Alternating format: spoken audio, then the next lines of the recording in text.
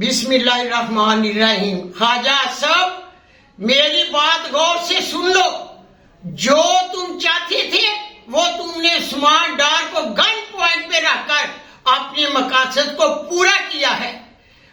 سیاست عثمان ڈار نے چھوڑی ہے، اس کی والدہ نے نہیں۔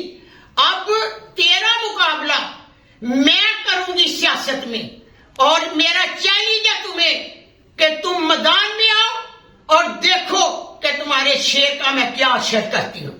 تم نے جو تم چاہتے تھے وہ تو نے تو کر دیا ہے۔ میرا پہلے بھی ویڈیو پیغام تھا کہ میں عمران کے ساتھ ڈٹی ہوئی ہوں اور ڈٹی رہوں گی، سیاست میں نے نہیں چھوڑی۔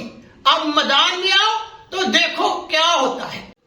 بسم اللہ الرحمن الرحیم۔ خواجہ صاحب میری بات غور سے سن لو، جو تم چاہتے تھے وہ تم نے عثمان ڈار کو گن پوائنٹ پہ رکھ کر اپنے مقاصد کو پورا کیا ہے۔ سیاست عثمان ڈار نے چھوڑی ہے، اس کی والدہ نے نہیں۔ اب تیرا مقابلہ میں کروں گی سیاست میں، اور میرا چیلنج ہے تمہیں کہ تم میدان میں آؤ اور دیکھو کہ تمہارے شیر کا میں کیا اثر کرتی ہوں۔ تم نے جو تم چاہتے تھے وہ تو نے تو کر دیا ہے۔ میرا پہلے بھی ویڈیو پیغام تھا کہ میں عمران کے ساتھ ڈٹی ہوئی ہوں اور ڈٹی رہوں گی، سیاست میں نے نہیں چھوڑی۔ اب میدان میں آؤ تو دیکھو کیا ہوتا ہے۔